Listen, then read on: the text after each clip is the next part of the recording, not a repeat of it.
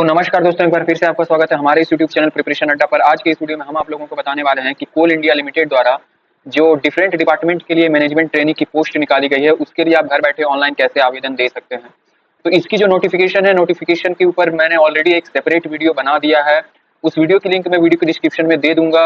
आप वहां से जाकर उस वीडियो को देख लें और सारी चीजों को समझ लें कि इसके लिए क्या है, एलिजिबिलिटी क्राइटेरिया चाहिए, एज लिमिट क्या है, इसकी सैलरी कितनी होने वाली है, स्केल ऑफ पे क्या रहने वाला है, और भी बहुत सारी चीजें जो भी है, सारी जानकारी मैंने उस वीडियो में दे रखी है।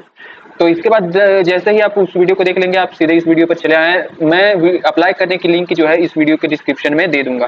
तो जैसे ही आप उस लिंक पर क्लिक करते हैं तो आप सीधे इस वेबसाइट पर रिडायरेक्ट होंगे। इस वेबसाइट पर रिडायरेक्ट होने के बाद सबसे पहले आपको यहाँ जो रजिस्टर वाला ऑप्शन दिख रहा है, रजिस्टर वाला बटन दिख रहा है, इस पर आपको क्लिक करना है। आपके सामने यहाँ पे रजिस्ट्रेशन का फॉर्म ओपन हो जाएगा। तो रजिस्ट्रेशन का फॉर्म ओपन होने के बाद यहाँ पे पोस्ट नेम, जिस भी पोस्ट के लिए आप अप्लाई करना चाहते हैं, आप यहाँ से चूज कर सकते हैं। Civil, electrical, mechanical system, ENT, geology, industrial engineering, जिस भी पोस्ट के लिए आप अप्लाई करना चाहते हैं वो यहाँ से चूज करेंगे। पोस्ट कोड यहाँ पे ऑटो फिल हो जाएगी। इसके बाद यहाँ पे कैंडिडेट या फिर एप्लीकेंट का नाम आपको यहाँ पर डालना है। यहाँ पर मोबाइल नंबर डालने हैं कैंडिडेट या फिर एप्लीकेंट की मोबाइल नंबर को यहाँ पे कंफर्म करना है। अगर कोई अल्टरनेट मोबाइल नंबर है तो उस अल्टरनेट मोबाइल नंबर को हम यहाँ पे डालेंगे। यहाँ पर हम ईमेल एड्रेस को डालेंगे, कैंडिडेट की ईमेल एड्रेस को यहाँ पर हम कंफर्म कर देंगे। इसके बाद ये जो जेनरेट ओटीपी वाला बटन है, इस जेनरेट ओटीपी वाले बटन पर हम सिंपली क्लिक करेंगे। तो जेनरेट ओटीपी वाले बटन पर क्लिक करते ही हमारे सामने ये जो कैप्चा है, ये कैप्चा वेरिफिकेशन हमारे सामने चली आएगी।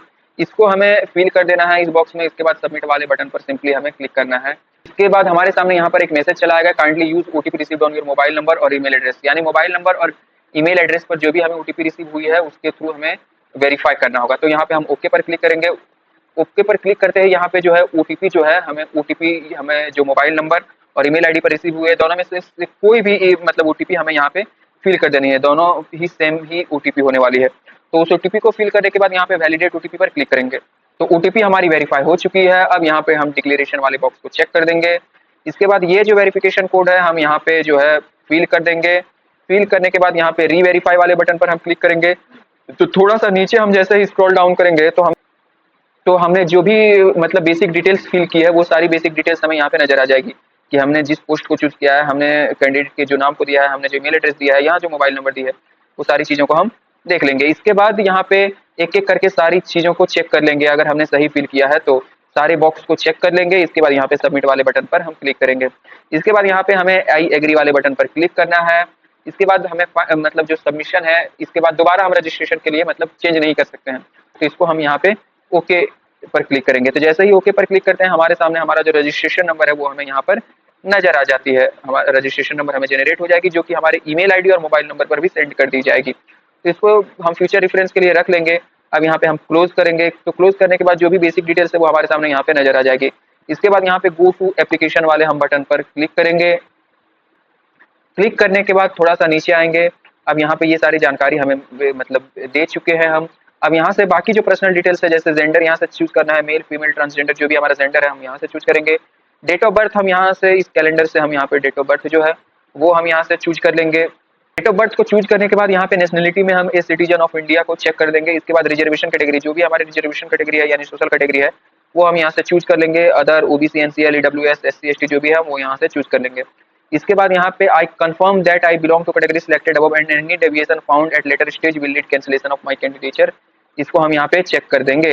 इसके बाद अगर हमारे अगेंस्ट में कोई क्रिमिनल केस है तो यहाँ पे यस करेंगे और उसकी जानकारी देंगे कि case number, name of court, status of case क्या है, सेक्शंस आईपीसी कौन कौन से लगे हैं। अदरवाइज यहाँ पे हम नो करेंगे।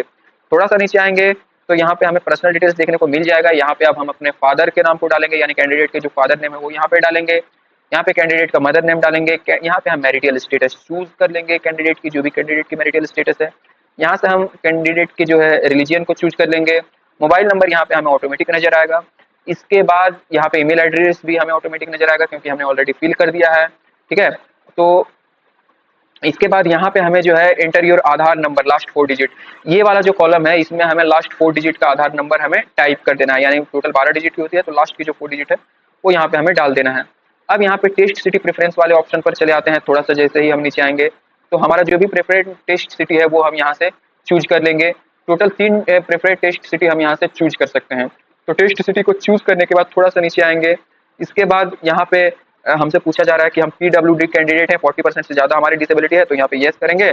और उसकी पूरी जानकारी देंगे कि टाइप ऑफ डिसेबिलिटी क्या है, परसेंटेज क्या है, अगर हम स्क्राइब हैं, पीडब्ल्यूडी सर्टिफिकेट हमारे पास है, पीडब्ल्यूडी सर्टिफिकेट को इशू करने वाले अथॉरिटी क्या है, यूडीआईडी कार्ड नंबर जो भी हमें मिलती है उसकी जो है मतलब उसका नंबर क्या है, एनरोलमेंट नंबर क्या है। अदरवाइज हम यहाँ पे जो है नो पर क्लिक करेंगे। अगर हम एक्स सर्विसमैन है तो यहाँ पे यस करेंगे और उसकी पूरी जानकारी देंगे, अदरवाइज यहाँ पे नो पर क्लिक करेंगे। अगर हम डिपार्टमेंटल एम्प्लॉय हैं यानी कोल इंडिया के किसी भी सब्सिडियरी में काम करते हैं तो यहाँ पे यस करेंगे और इसकी पूरी जानकारी देंगे, अदरवाइज यहाँ पे हम नो पर क्लिक करेंगे। कोई गवर्नमेंट एम्प्लॉय हैं हम अगर तो यहाँ पे यानी अगर हम किसी पीएसयू गवर्नमेंट सेक्टर में काम करते हैं तो यहाँ पे यस करेंगे, उसकी पूरी जानकारी देंगे, अदरवाइज यहाँ पे नो पर क्लिक करेंगे। अब यहाँ पे सब्सिडियरी चॉइस का ऑप्शन आ गया है, यानी अगर हमारा सिलेक्शन होता है तो हम कौन से सब्सिडियरी में जाना पसंद करेंगे। हालांकि ये बस हमसे मांगा जा रहा है, हालांकि किसी भी एरिया में हम सर्व कर मतलब करने को कहा जा सकता है। तो यहाँ से हम सब्सिडियरी अच्छे तरीके से जो है चूज कर लेंगे। सब्सिडियरी को चूज करने के बाद यहाँ पे हम सेव एंड नेक्स्ट वाले बटन पर क्लिक करेंगे। इसके बाद सेव एंड नेक्स्ट वाले बटन पर जैसे ही हम क्लिक करते हैं अब कम्युनिकेशन डिटेल्स वाले पेज पर चले आएंगे। अब यहाँ सबसे पहले हमें हमारा कॉरेस्पॉन्डेंस एड्रेस डालना है, तो यहाँ पे एड्रेस लाइन 1 डालेंगे। एड्रेस लाइन 2 हमारा ऑप्शनल है, इसको हम फिल कर भी सकते हैं या फिर नहीं भी फिल कर सकते हैं। हालांकि लोकेलिटी एड्रेस जो भी है हम यहाँ पे इसको फिल कर देंगे।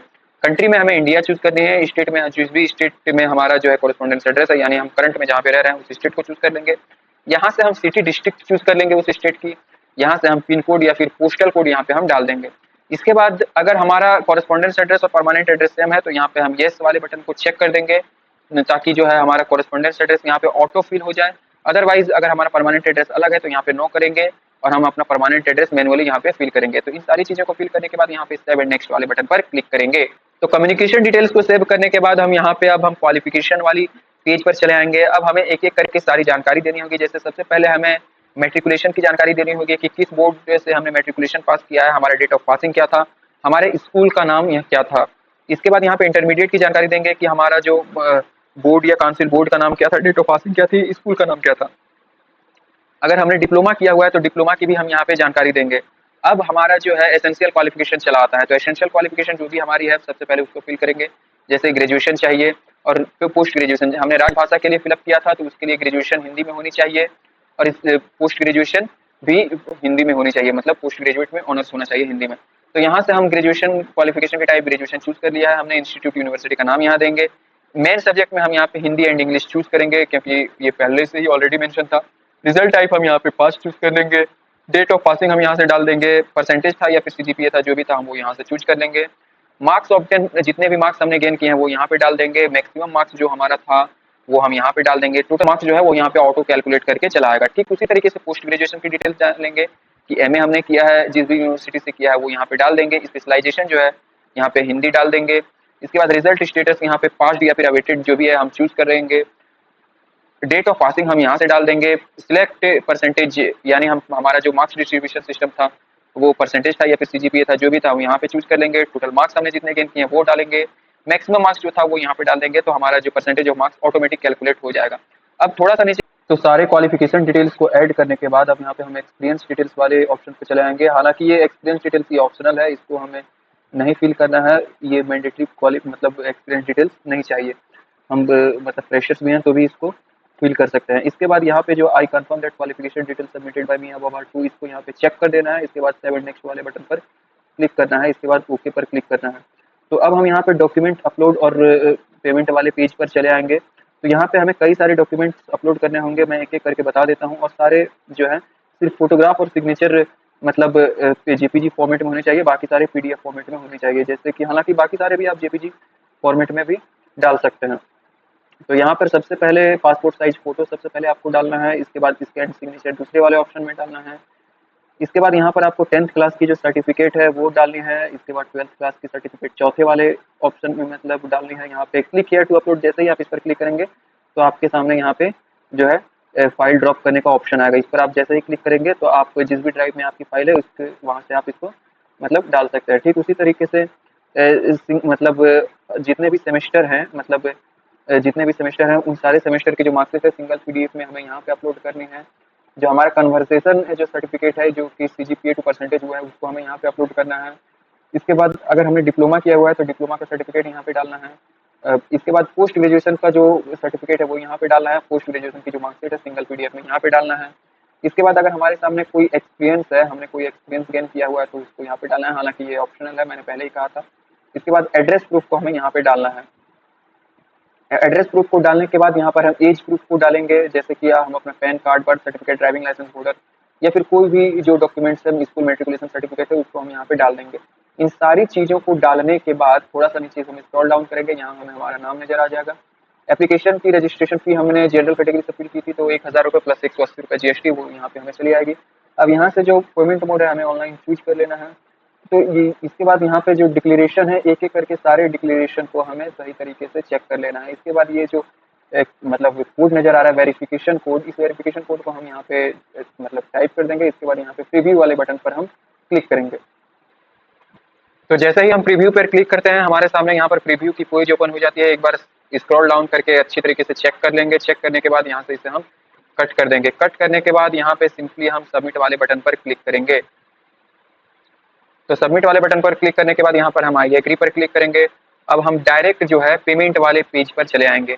तो यहाँ से हम पेमेंट मोड को चूज कर लेंगे, net banking, card payment, other payment of mode, जिस भी मोड से हम पेमेंट करना चाहते हैं वो यहाँ से हम चूज कर लेंगे। जैसे हम यहाँ से UPI चूज कर लेते हैं। इसके बाद यहाँ पर कन्फर्म पर क्लिक करेंगे।